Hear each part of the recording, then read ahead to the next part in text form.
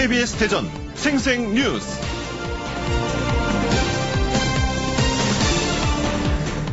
여러분 안녕하십니까? 10월 30일 수요일 KBS 대전 생생뉴스 방석준입니다.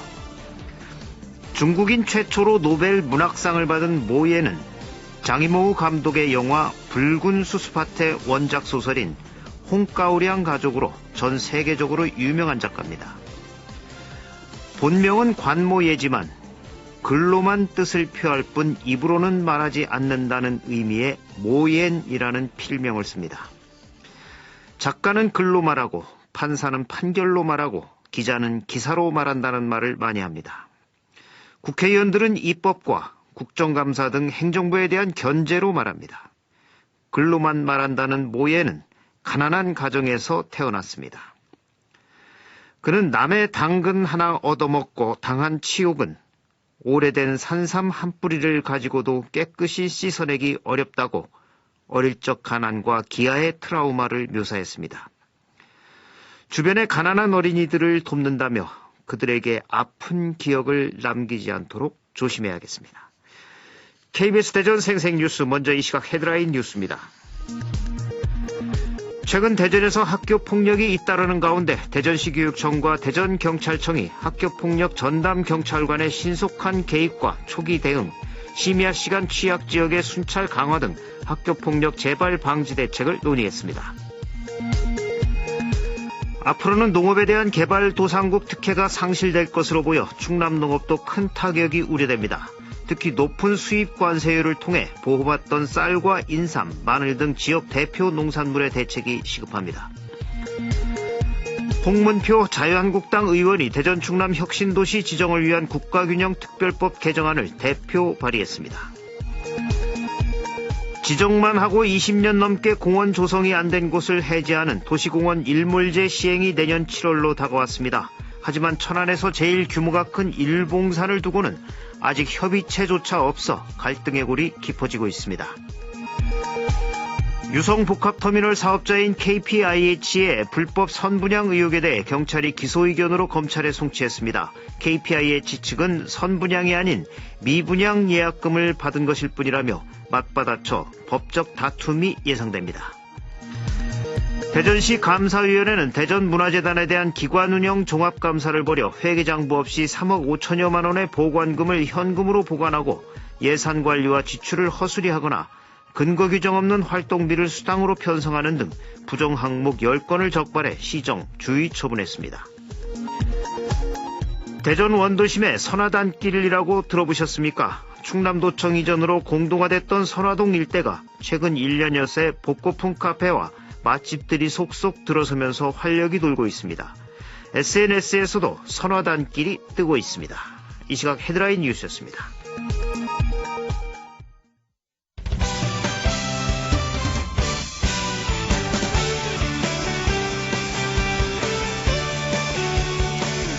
뉴스브리핑 순서입니다. KBS 대전 보도국의 이정은 기자 나와 있습니다. 이 기자 안녕하세요. 네, 안녕하세요.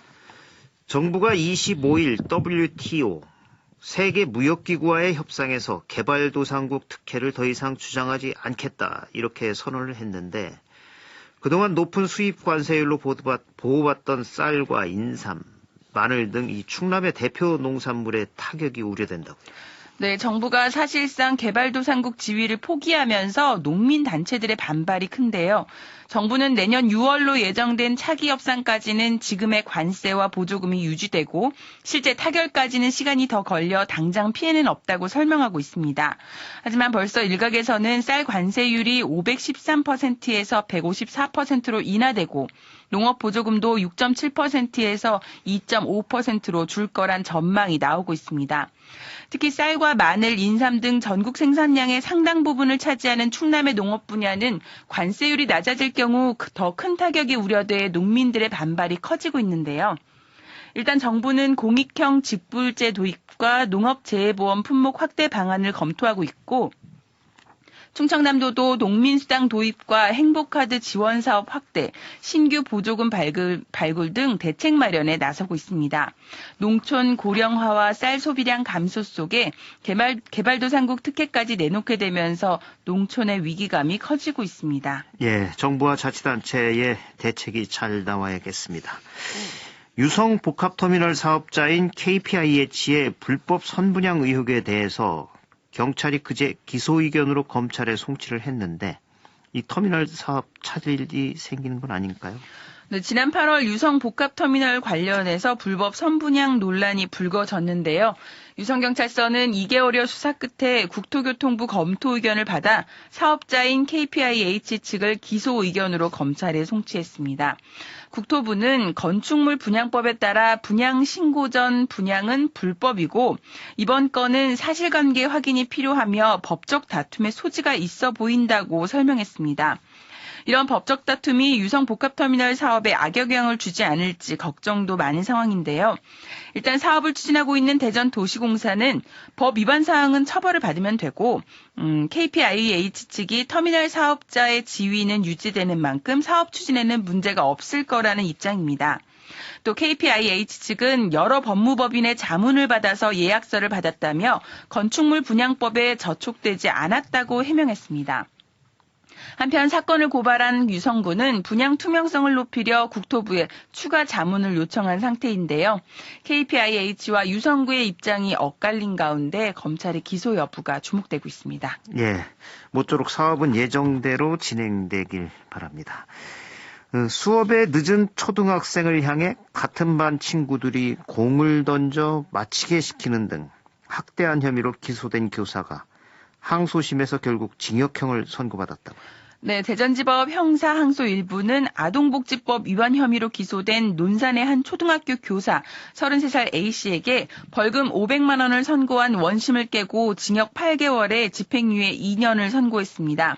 이 A씨는 지난해 3월 수업 시간에 떠든다는 이유로 10살 학생의 머리 위에 야구공을 올려놓고 자신이 직접 공을 던져 이마를 맞히는가 하면 5월에는 지각한 학생을 향해 친구들이 피구공을 던져 맞히도록 하는 등 수차례 걸쳐 아동을 학대한 혐의로 기소됐습니다. 1심 재판부는 다수의 아이를 통제하는 과정에서 발생한 점 등을 고려해 벌금형을 선고했었는데요. 항소심 재판부는 학대 행위가 반복적으로 이루어졌고 피해 아동뿐 아니라 피고인의 행위를 목격하고 폭력에 동참할 것을 요구받은 다른 아동에게도 정신적인 충격을 준 점 등을 고려하면 원심 양형은 너무 가벼워 부당하다고 판단했습니다. 참 별일이 다 있군요. 네. 대전시 교육청이 공금 횡령을 제보한 한 사립고 직원을 공익신고자가 아니라며 파면 처분을 요구해서 논란을 빚고 있죠? 네, 최근 대전시 교육청이 2014년 3월부터 3년 동안 1,000만 원 넘는 공금을 횡령한 혐의로 기소돼 벌금형을 받은 대전 제1고 행정실장 A씨 등 2명에 대해 학교법인에 파면 처분을 요구했습니다. 이러면서 이 과정에서 비리 사실을 제보한 점이 참작돼 불기소 처분을 받았던 행정실 실무원 B씨에 대해서도 공익신고자로 인정할 수 없다며 역시 파면 처분을 요구해 논란이 되고 있는데요. 대전시 교육청은 해당 실무원이 학교 비리를 제보한 것은 맞지만 자체 조사와 법적인 검토를 한 결과 실명을 밝히지 않은 익명 제보를 선택한 점, 또 비리에 가담했을 뿐 아니라 제보가 개인적인 이해관계에 관련된 측면이 있다며 공익제보자로 볼 수 없다고 밝혔습니다. 이에 대해 전교조 대전지부는 B씨가 이메일과 휴대전화 번호를 남겼고 행정실장의 부당한 지시를 거부하지 못해 범죄에 가담했지만 잘못을 뉘우치고 비리를 제보한 만큼 법률적 검토를 거쳐 징계 처분 수위를 감경해야 한다고 촉구하고 있습니다. 예, 여러 가지가 고려돼서 결정이 돼야 되겠군요. 청취자 여러분은 이 대전 원도심의 선화단길이라고 들어보셨는지 궁금합니다. 이 충남도청 이전으로 공동화됐던 선화동 일대가 최근 1년여 새에 복고풍 카페와 맛집들이 속속 들어서면서 활력이 돌고 있다고요. 네, 2012년 충남도청 등이 이전하면서 내리막길을 걷던 대전 선화동 일대에 새바람이 불고 있는데요. 예쁜 카페와 맛집이 몰려 유명한 서울 경리단길에서 이름을 따 선화단길로도 불립니다. 변화가 시작된 건 지난해 봄 복고 감성의 음식점 등이 하나둘 문을 열기 시작한 뒤부터입니다. 비슷한 분위기의 업종이 모이면서 1년 반 사이 반경 300~400m 안에 신규 개업한 카페와 음식점이 36곳에 이르는데요. 이전 40년 동안 개업한 12곳보다 3배나 많은 수치입니다. 젊은 층 유동인구가 늘면서 오래된 상점들도 변신을 고민하고 있습니다. 또 선화동뿐 아니라 대전역 인근 소재동 일대에도 1년 새 10곳의 카페와 음식점이 들어서 변화가 감지되고 있습니다. 예, 이 쇠락하던 원도심이 다시 이렇게 뜨고 있는 이유가 뭐죠? 네, 오래된 건물과 젊은 감성, 또 상대적으로 저렴한 임대료까지 삼박자가 맞아 떨어진 결과로 보이는데요. 최근 전국적으로 뜨고 있는 카페 거리의 특징은 뉴트로라고 해서 새로움의 뉴와 복고의 레트로를 합성한 신조어입니다. 이 경주 황리단길, 또 전주의 갱리단길 등이 대표적으로 선화단길이나 소재동 카페촌도 이 영향을 받은 것으로 보입니다. 또 상대적으로 저렴한 임대료도 한몫하고 있는데요. 인근 부동산 등에 따르면 이 지역 임대료는 3.3제곱미터당 3~4만 원에 불과해 대전 둔산이나 유성 신도심 상권보다 30에서 40%가량 저렴한 편이라고 합니다. 예, 이렇게 상권이 활성화되면 임대료가 올라서 상인들이 또 쫓겨나는 이른바 젠트리피케이션을 겪는 경우가 적지 않았는데 이에 대한 대비를 잘해서 전국적인 명소가 됐으면 합니다. 이 밖에 밤사이 사건 사고 있었나요? 네, 지난 밤엔 비교적 조용했습니다. 뉴스브리핑 이정은 기자였습니다. 수고하셨습니다. 고맙습니다. 오늘의 생생정보입니다. 제413차 민방위의 날 훈련과 연계해 오늘 오후 2시부터 20분 동안 국민참여 지진 대피훈련이 실시됩니다. 시, 도청과 학교, 공사 등 공공기관은 의무적으로 대피훈련에 참여해야 하고 민간시설에서는 훈련 대상 시설물을 자치구별 한 곳씩 지정해 대피훈련을 합니다. 충청남도는 오늘 오후 2시부터 예산 스플라스 리솜에서 제2차 충청남도 인권정책 기본계획 수립 공청회를 개최합니다. 충청남도가 식품위생사업소 시설 개선자금 융자 사업을 연중 실시하고 있습니다. 융자 희망사업자는 식품진흥기금 융자 신청서를 작성해 사업장 소재지 시군에 신청하면 됩니다. 충남인재육성재단은 2016년부터 지금까지 선발된 2천여 명의 장학생을 대상으로 장학금 수혜 수기를 공개 모집합니다.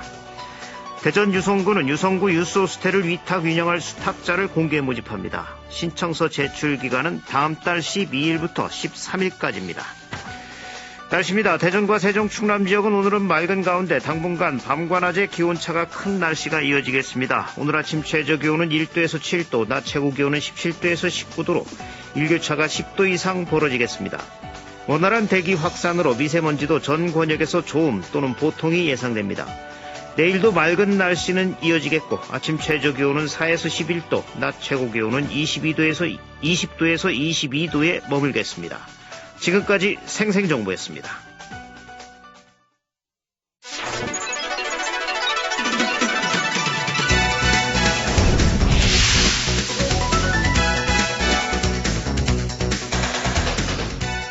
생생한 뉴스, 깊이 있는 이슈 분석. 여러분은 지금 방석준 앵커와 함께하는 KBS 대전 생생뉴스를 듣고 계십니다.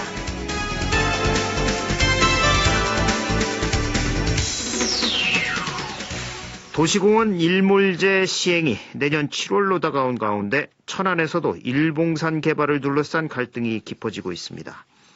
천안시는 민자 6,700억 원을 들여 일봉산에 2,300여 세대의 아파트를 신축하고 공원시설에 문화체육센터와 산책로 등을 조성한다는 계획입니다. 하지만 시민단체와 지역 주민들은 일봉산 민간공원 특례 사업이 숲을 훼손하고 대단히 아파트를 건립하려는 개발 행위라며 반발하고 나섰습니다. 어제 천안시 앞에서 항의 집회를 열기도 했습니다. 오늘 생생 인터뷰에서는 천안 일봉산 민간공원 특례 사업 논란과 관련해 일봉산 지키기 시민대책위원회 오승화 특별대책위원장과 말씀 나눠보겠습니다. 오승화 위원장님 안녕하십니까? 네, 안녕하세요. 일봉산 지키기 특별대책위원장 오승화입니다. 네. 이 일몰제 시행이 내년 7월로 다가오면서 이제 천안에서도 일봉산 개발 논란이 일고 있는데 먼저 천안시가 추진하고 있는 일봉산 민간 특례 사업이 어떤 건지 그 내용부터 정리를 해 주시죠. 네, 일봉산은 천안시 도시 한가운데 있는 산으로 천안 시민에게 깨끗하고 맑은 공기와 건강을 책임지고 있는 도시 자연 공원입니다. 네.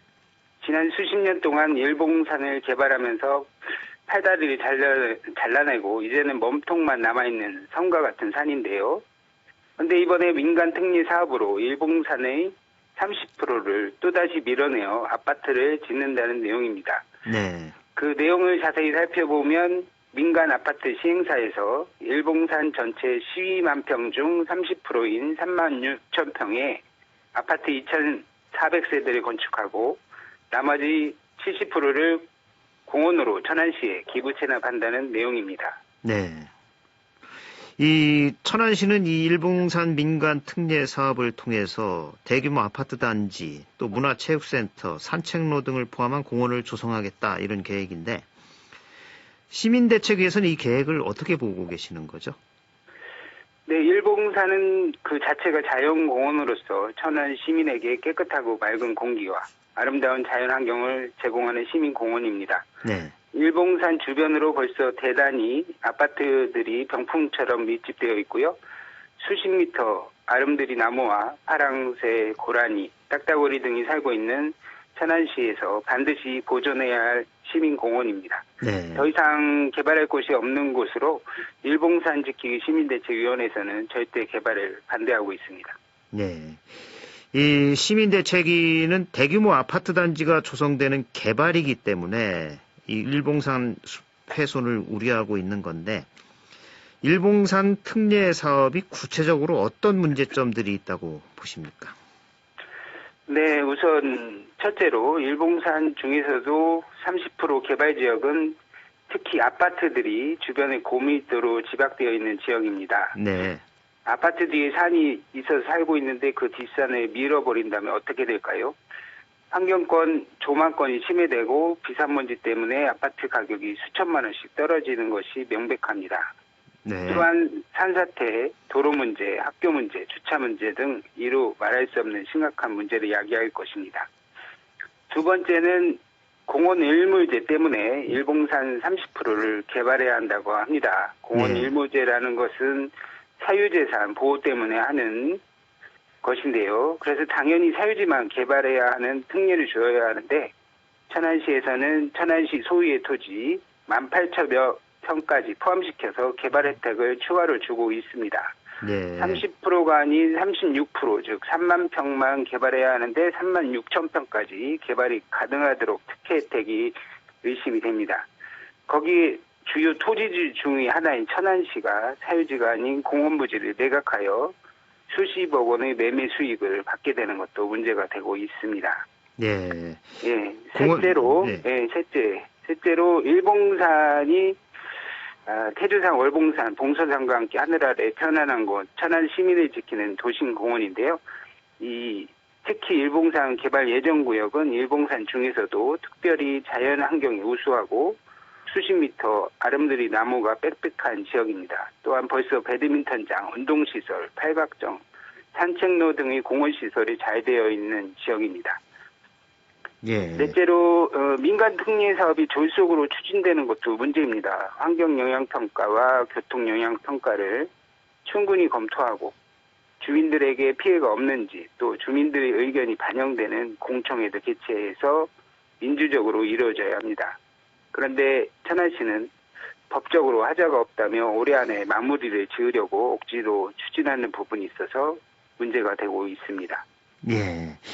그 공원 용지를 사들여도 부족한 판에 그 천안시 소유의 땅까지 개발하라고 이렇게 내주는 그런 계획이 들어있다 이 얘기죠. 네네네 맞습니다. 예.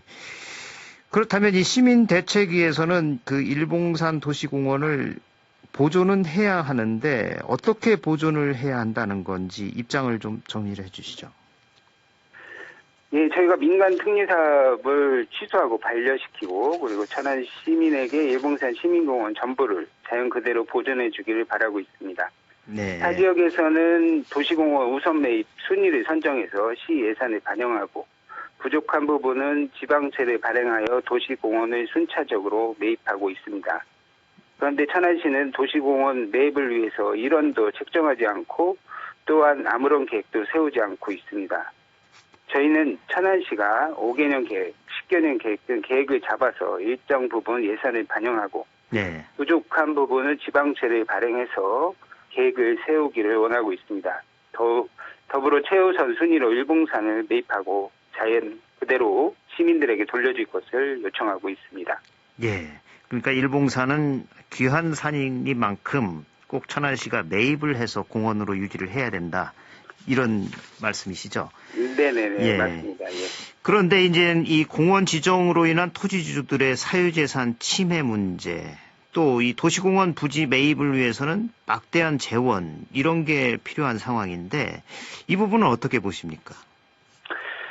천안시에서는 공원 일몰제로 인해서 사유재산에 대한 매입 비용을 2에서 4조 원까지 보고 있습니다. 그러나 저희는 터무니없는 계산이라고 생각하고요. 네. 사유재산 전부를 천안시가 매입하라고 주장하는 것이 아닙니다.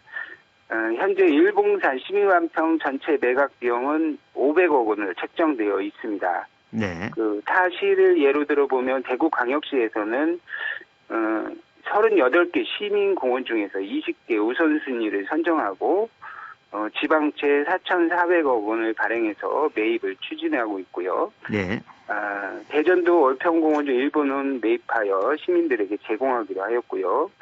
수원에서도 다양한 방법으로 시민공원을 지키고 있습니다. 네. 천안시에서도 시민공원 보존을 위해서 우선 매입 순위를 선정하는 작업을 추진하고 지방채를 발행하는 듯 대책을 마련한다면 일봉산은 1순위로 보존될 것이 자명합니다. 더불어 토지주들도 민간 특례 사업으로 수용이 되던가 천안시에서 매입을 하던가 어떻게든 보상이 이루어진다면 이의가 없을 것으로 사료가 됩니다. 예. 어제 이 문제와 관련해서 이 시민대책위가 천안시청 앞에서 항의 집회를 열기도 했는데 이 자리에서는 어떤 요구를 하셨나요? 일봉산 지키기 시민대책 공동위원회와 일봉산 주변 아파트 13개 단지 주민대표들 그리고 천안하산 환경운동 여러분을 비롯한 시민단체 100여 명이 참여해서 천안시와 천안시 의회에서 항의 집회를 하였는데요. 예. 저희가 요구하는 것은 첫째, 천안 시민의 의견이 반영될 수 있도록 공청회를 개최해달라. 둘째로 천안시 의원들과 천안시 그리고 시민단체, 주민대책위 등이 결합된 민간 공동 특별대책위원회를 구성해달라. 네. 그리고 셋째로 타 지역의 모범 사례를 보고 지방채를 발행하는 등 계획을 가지고 일봉산을 매입하는 것에 대해서 검토해 줄 것을 요청하였습니다. 네. 이 일봉산 개발에 대한 시민대책위의 반대 또 주민공청회 요구에 천안시는 어떤 입장을 보였죠? 저희가 지난 4월부터 줄기차게 공청회 개최와 시장님과의 면담, 민간공동협의체 구성을 요청하였는데요. 네. 천안시에서는 공청회 개최가 법적 사항이 아니라며 개최할 생각이 없다는 입장만 고수하고 있습니다. 그리고 천안시장께서는 저희 대책위를 전혀 만나주지 않고 계시고요. 네. 공무원들과 시의회에서는 무책임하게도 민간에만 의지하고 있는 실정입니다. 예. 지금 토지 소유주들의 입장은 어떻습니까? 토지 소유자들은 그냥 일봉산을 그대로 두면 자기네들이 개발하겠다는 입장들도 있는데요. 네. 그렇게 되면 일봉산이 난개벌로 인해서 많은 훼손이 예상이 됩니다. 예, 그렇죠. 이 문제는 이제 내년 도시공원 일몰제를 앞두고서 이 전국에서 이런 개발과 보존을 둘러싼 갈등이 계속되고 있는 건데 천안도 이 일봉산뿐만 아니라 청룡, 노태, 청수, 백석공원 등 5곳에서 이 민간공원 조성 사업이 추진이 되고 있죠. 이 일몰제 시행에 따른 개발과 보존의 논란, 근본적인 해결 방안은 무엇이라고 보십니까? 20년 전 헌법재판소에서 공원 일몰제에 대하여 판결하면서 20년간 기회를 주었습니다. 네. 그런데 천안시와 의회에서는 지난 20년간 아무런 대책도 준비하지 않았습니다. 며칠 전 10월 22일이죠. 국회에서 국회의원들과 대한민국 시도지사 협의회, 전국 시장군수 구청장 협의회, 도의회 의장단 협의회, 시의회 의장단 협의회 등 지방자치단체와 시민단체, 시민들이 모여서 정부에 촉구한 사항이 있습니다. 네. 첫째, 도시공원 중 공유지는 일몰 대상에서 제외하고 지방정부에 무상 양해하라. 네. 둘째, 도시공원 토지 매입 비용의 50%를 국비로 지원하고 지방채 발행이자 전액을 국비 지원하라. 셋째, 일몰 대상 도시공원을 도시자연공원 구역으로 지정 시에 세금 감면을 허용하라 등의 내용이었습니다. 네. 국비도 지원하고 지방채 이자도 전액 지원하고 세금도 감면하고 다각도로 문제 해결을 위한 계획을 세운다면 국민들과 시민들의 건강을 위해서 도시공원은 반드시 지켜질 것이라고 생각합니다. 네. 오늘 말씀 여기까지 듣겠습니다. 고맙습니다. 네, 감사합니다. 지금까지 천안 일봉산 민간공원 특례사업 논란과 관련해서 일봉산 지키기 시민대책위원회 오승화 특별대책위원장과 말씀 나눴습니다. 주간 브리핑입니다. 금강일보는 저출산 고령화의 역습, 혈액가뭄 장기화란 제목으로 저출산에 따라 청소년과 청년이 줄어들면 헌혈 인구도 줄어들 수밖에 없는 데다 고령화로 수혈 빈도가 높은 60대 이상 노령층이 늘고 있어 혈액 수급에 차질이 빚어지고 있다고 보도했습니다. 중도일보는 분양불패 눈 멀었나 무법지대된 정비구역이란 기사에서 대전의 부동산 시장을 재개발과 재건축 사업이 주도하면서 곳곳에서 불법과 편법이 난무하고 있다고 보도했습니다. KBS 대전 생생뉴스 기술의 정하웅, 구성 조미연, 제작과 진행의 방석준이었습니다. 10월 30일 수요일 방송 여기서 마칩니다. 행복하고 평화로운 하루 보내시기 바랍니다. 내일 다시 뵙겠습니다.